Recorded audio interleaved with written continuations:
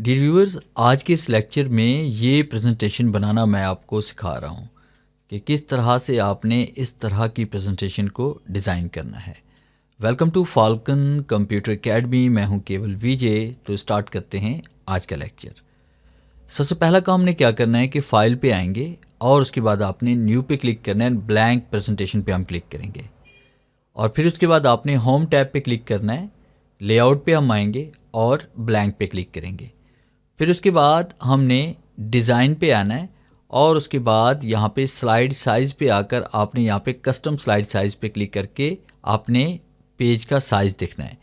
जैसे पेज का साइज़ हमारे पास 13.33 बाय 7.5 है।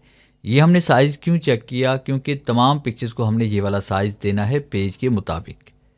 और फिर उसके बाद हम इंसर्ट पे हम आएंगे, पिक्चर पे हमने आना है एंड दिस डिवाइस पे हम क्लिक करते हैं और उसके बाद यहाँ से मैं 4-5 पिक्चर्स को इस तरह से सिलेक्ट कर लेता हूँ और उसके बाद जैसे मैं इंसर्ट पे क्लिक करता हूँ तो सारी पिक्चर पेज पर इंसर्ट हो जाती हैं।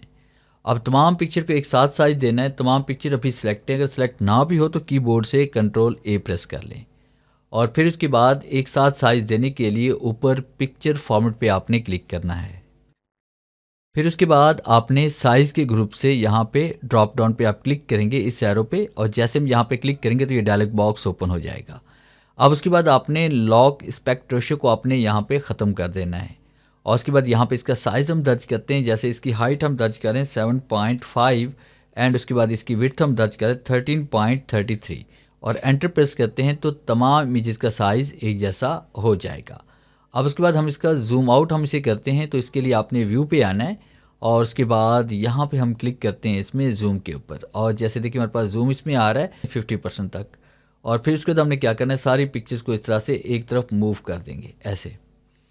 और पिक्चर्स को मूव करने के बाद फिर हमने क्या करना है कि इसमें जो मेन पिक्चर है उसको हमने सबसे पहले यहाँ पे लगा देना है। ये इस तरह से एक पिक्चर हमने यहाँ पे लगा दी। फिर उसके बाद आपने कंट्रोल के साथ स्क्रॉलिंग कर सकते हैं या फिर आप यहाँ से भी जूम को कम कर सकते हैं। सारी पिक्चर्स को आपने इस तरह से सेट करना है। देखिए हमारे पास मेन पिक्चर ये वाली होगी और फिर उसके बाद बाकी पिक्चर्स को हम बारी बारी यहाँ पे सेट करेंगे। जैसे मैंने फ़र्ज़ कीजिए कि एक पिक्चर यहाँ पे ये वाली लगा दी, इस तरह से आपने सेट करना है इसको।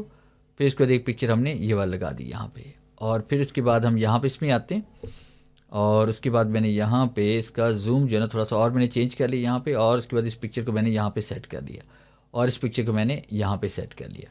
इस तरह से तमाम पिक्चर्स को आपने सेट कर लेना है। फिर इसका जूम हम इसका थोड़ा सा बढ़ा देते हैं और उसके बाद फिर आपने यहाँ पे क्लिक कर लेना है व्यू पे और फिट विंडो पे हम क्लिक करेंगे तो इस तरह से मेन स्लाइड आपको यहाँ पे नज़र आ रही है। फिर उसके बाद मेन स्लाइड पे आप क्लिक करेंगे और उसके बाद आपने यहाँ पे जूम इसका इस तरह से बढ़ा देंगे।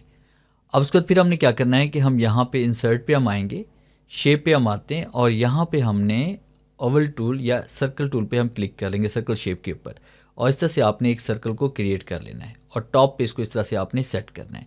इसका साइज़ थोड़ा सा बढ़ाना चाहें तो आप बढ़ा भी सकते हैं इस तरह से।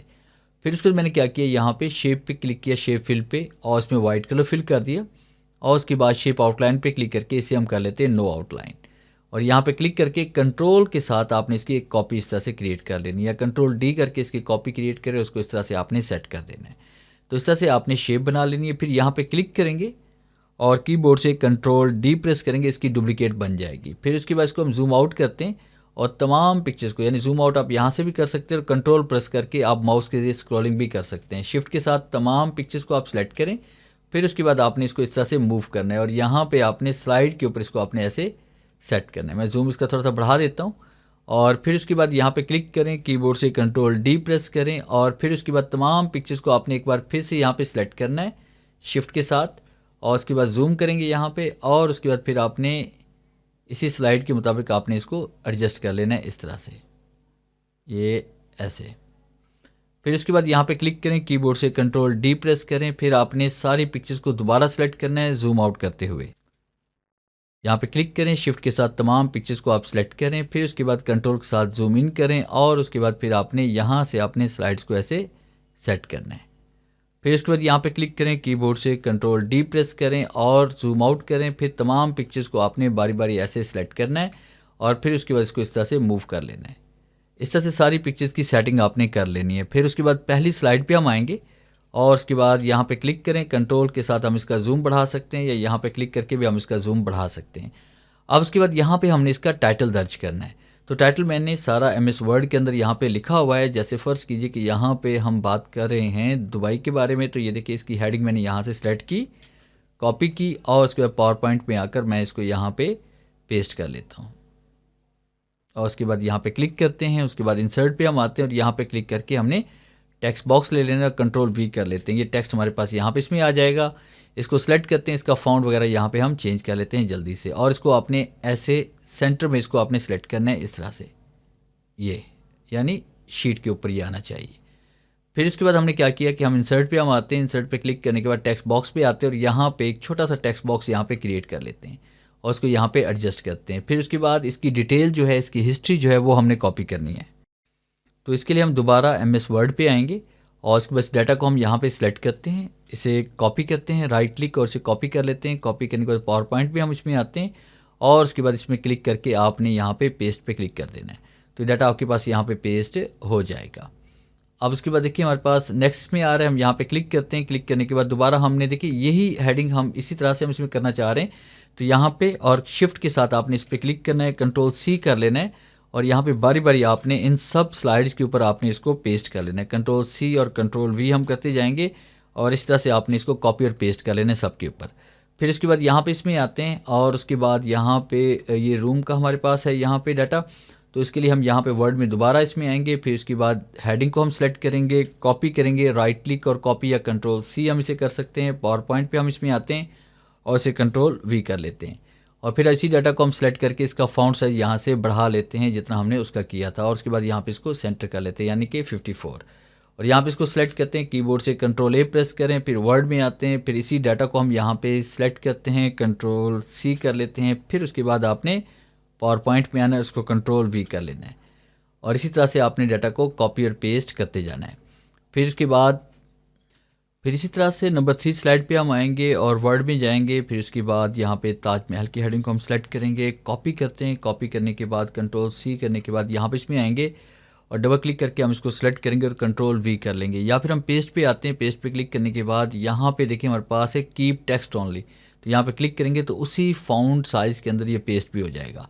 कंट्रोल-A करें, कंट्रोल-A करने के बाद फिर हमने यहाँ पे दोबारा इसमें आना है वर्ड में। फिर उसके बाद यहाँ पे इस टेक्स्ट को हम सेलेक्ट करते हैं, कंट्रोल-C कर लेते हैं। फिर उसके बाद पावर पॉइंट पे हम आते हैं और यहाँ पे कंट्रोल-V कर लेते हैं।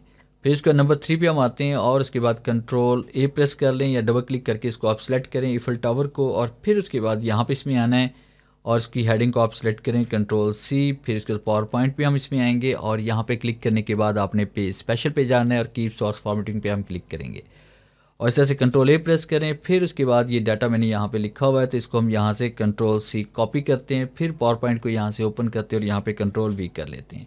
इस तरह से आपने लास्ट कमांड को भी सिलेक्ट कर लेना है और यहाँ पे क्लिक करके कंट्रोल-A कर लें और उसके बाद फिर लास्ट में हम इसमें जब पैरामाइड्स पे हम क्लिक करते हैं, कॉपी करते हैं। फिर उसके बाद यहाँ पे इसमें आते हैं और उसके बाद यहाँ पे आप इसमें कर लेते हैं कीप सोर्स फॉर्मेटिंग, कंट्रोल-A प्रेस करते हैं और फिर आपने यहाँ पे लास्ट में क्लिक करना है इसमें इसकी हिस्ट्री के ऊपर, कॉपी करते हैं। कॉपी करने के बाद यहाँ पे इसमें आते हैं और कंट्रोल-V इसको हम पेस्ट कर लेते हैं। ट्रांजिशन अप्लाई करने के लिए आपने ट्रांजिशन पे आना है और उसके बाद मॉर्फ पे हम क्लिक करेंगे। अब जैसे हम मॉर्फ पे क्लिक करेंगे तो आपके सामने इस तरह से ये इफेक्ट अप्लाई हो जाएगा और आपने यहाँ पे क्लिक करना है अप्लाई टू ऑल पे। अप्लाई टू ऑल पे जैसे हम क्लिक करेंगे तो ये आपके पास सब पे अप्लाई हो जाएगा और फिर जैसे हम यहाँ पे F5 प्रेस करते हैं तो आपके सामने इस तरह से डाटा नज़र आएगा और जैसे हम राइट एरो प्रेस करें तो आप देखिए डाटा कुछ इस तरह से हमारे पास यहाँ पे प्रेजेंट हो रहा है। अब देखिए जैसे मैं यहाँ पे राइट एरो प्रेस कर रहा हूँ तो डाटा मेरे पास यहाँ पे शो हो रहा है। अब टाइटल भी आ रहा है, साथ में साथ इसके टेक्स्ट भी आ रहा है। तो सब बड़ी आसानी के साथ आप ये प्रेजेंटेशन बना सकते हैं अपनी किसी भी प्रोडक्ट की या किसी भी तरह के टॉपिक की। उम्मीद है आज के इस लेक्चर में ज़रूर कुछ नया सीखने को मिला होगा। वीडियो अच्छी लगी है तो इसे लाइक कीजिए और अपने दोस्तों के साथ शेयर कीजिए। मिलते हैं हम नेक्स्ट लेक्चर में, तब तक के लिए गुड बाय।